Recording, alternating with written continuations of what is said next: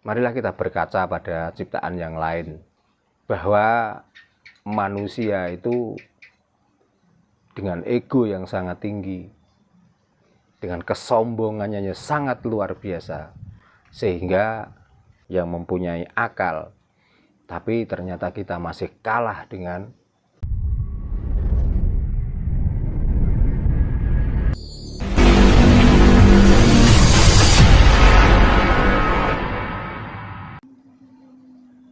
setelah saya pelajari dan belajar dari beberapa orang yang sudah menemukan Tuhan, hanya manusialah ciptaan Tuhan yang di alam ini yang terlalu mempertahankan egonya. Hanya manusialah yang selalu dikalahkan oleh pikirannya.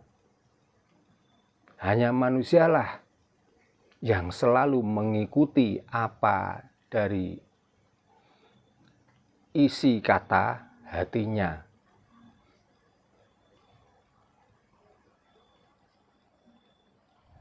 Jadi manusia dengan keberadaan yang sudah dipenuhi dan dicukupi segalanya itulah kadang-kadang sampai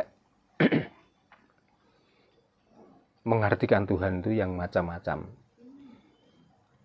Jadi kelihatannya orang yang sangat bertuhan, tapi dalam hatinya orang yang jauh dari Tuhan. Karena kalau orang yang bertuhan, itu tandanya bahagia, tandanya senang, tandanya menerima. Itulah orang yang bertuhan. Tapi orang yang dilihat kelihatannya kayak bertuhan, namun di hatinya malah sumpek. Malah di dalam hidupnya dia tidak bisa menerima kenyataan Tuhan, dan hidupnya selalu merasa banyak kekurangan sehingga memperbesar keluhan. Buktinya apa?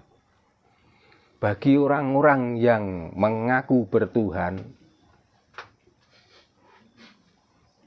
sehari bukan 1 kali saja, bahkan ada yang 5 kali, ada yang sehari semalam melakukan ritual, membaca doa dan lain sebagainya. Dan di dalam ritual, di dalam membaca doa, dia mengartikan bahwa itu adalah permintaan kepada Tuhan. Dia lupa bahwa hidup ini sudah dipenuhi semua dari Tuhan. Tapi karena kita tidak bisa menemukan kebahagiaan, tidak menemukan pencerahan di dalam hatinya, dia tidak bisa aglar pandam muncar, maka orang itu seolah-olah diperbudak oleh pikiran, diperbudak oleh nafsunya sendiri, sehingga sampai mengeklaim kalau ini baik, kalau ini salah. Sampai mengeklaim bahwa ini pahala, kalau ini murka.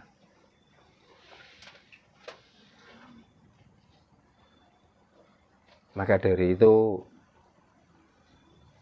mewakili dari orang-orang Nusantara yang saat ini lagi salah paham karena terlalu mempertahankan paham yang salah, marilah kita sadar,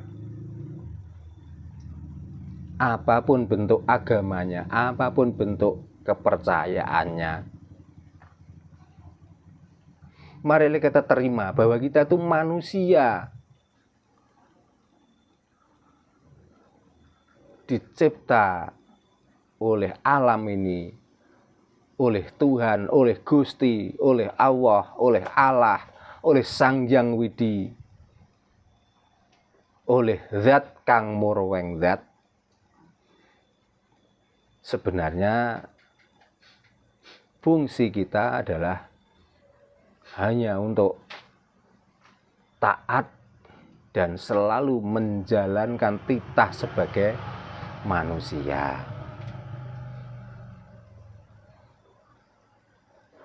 Marilah kita berkaca pada ciptaan yang lain, ya, bahwa manusia itu dengan ego yang sangat tinggi, dengan kesombongannya yang sangat luar biasa, sehingga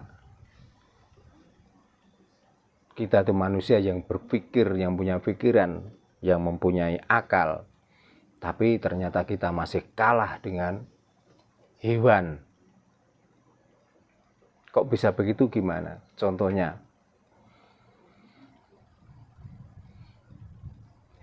ayam. Di saat pagi hari, yang jantan berkokok, yang betina petok-petok, itu adalah tanda kebahagiaan, dan dia menerima sebagai ciptaan menjadi ayam. Dan ayam setelah bangun tidur, dia tidak pernah sibuk dengan Tuhannya, tapi ayam sibuk untuk mencari kebutuhan hidup untuk hari ini, saat ini, dan di sini. Dia tidak pernah memikirkan untuk hari esok, di mana, dan harus apa. Inilah bedanya dengan manusia. Lah, kita yang hidup di hari ini, di sini, dan saat ini, yang kita pikirkan besok dan nanti. Nanti pun yang diangan-angan setelah mati. Jadi kita kadang-kadang tidak bisa menerima bahwa kita itu manusia yang punya akal, yang punya pikiran. Tapi angan-angan kita yang terlalu tinggi, lambungan angan-angan itu, sehingga kita itu terlena dengan otak dan pikiran kita sendiri. Makanya dalam ajaran Kapitayan, gembirakan hatimu, terima apa yang ada dalam dirimu untuk hari ini, saat ini, dan di sini. Maka kalau bisa manusia itu jangan pernah memikirkan besok. Yang kita pikirkan ya hari ini, saat ini, dan di sini. Supaya apa? Supaya kita itu bahagia. Supaya kita itu percaya diri dan kita menerima ciptaan Tuhan sebagai manusia. Tapi kebanyakan manusia kan tidak. Agama diciptakan sendiri, dikerjakan sendiri. Tapi nanti tuntutannya minta kepada Tuhan. Ini loh. Kan yang membuat rusak hati dan pikiran kita kan gara-gara itu. Karena apa? Ya karena sejak kecil kita sudah mulai disuguhi ajaran-ajaran seperti itu. Jadi kalau melakukan ini akan mendapatkan pahala, dan besok setelah mati kamu akan mendapatkan ini. Mulai kecil sudah dijajeli dengan dogma seperti itu. Maka kita terlena akhirnya. Makanya walaupun kita itu orang Jawa, banyak sekali para kasepuhan yang sudah mengajarkan tentang tatanan dan Kapitayan Jawa. Kok hidup kita itu masih morat-marit, hidup kita enggak tertata, pikiran kita masih kotor, hati kita enggak senang. Sering kali saya sampaikan, itulah tandanya kalau orang itu masih berselingkuh dengan Tuhan. Makanya sekarang jangan pernah berselingkuh dengan Tuhan. Artinya gimana? Karena Tuhan yang sulit dingejawantahkan, walaupun Tuhan itu sudah bertajali bersama kita. Walaupun Tuhan itu adalah sudah menjadi satu dengan kita. Tapi kita tuh kadang-kadang masih mencari Tuhan yang di sana. Tuhan yang model begini. Tuhan yang ini, Tuhan yang itu. Apalagi kalau orang itu sudah mengenali Tuhan yang jahat itu. Akhirnya hidupnya malah nggak bisa senang, malah takut.